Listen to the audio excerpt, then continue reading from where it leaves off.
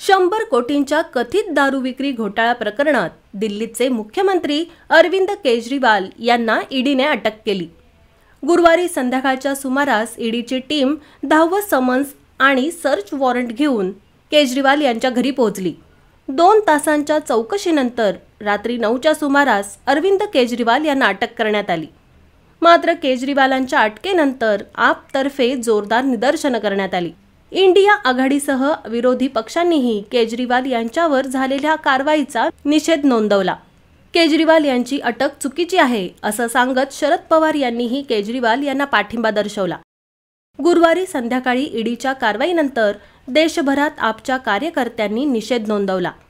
विरोधी पक्षांनीही केजरीवाल यांना पाठिंबा दर्शवत त्यांच्या विरोधात कारवाईचा निषेध केलाय।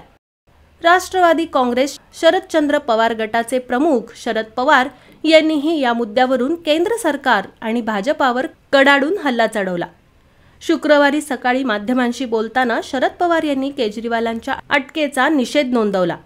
मोदींच्या भूमिकेला विरोध केल्यानेच केजरीवालांवर कारवाई करण्यात आली असा आरोप शरद पवार यांनी केला आहे। भाजपला केजरीवालांच्या अटकेची किंमत मोजावी लागेल असा इशाराही त्यांनी दिलाय। केंद्रीय यंत्रणांचा गैरवापर करून विरोधकांना लक्ष्य केलं जात असल्याचा आरोपही शरद पवार यांनी केलाय।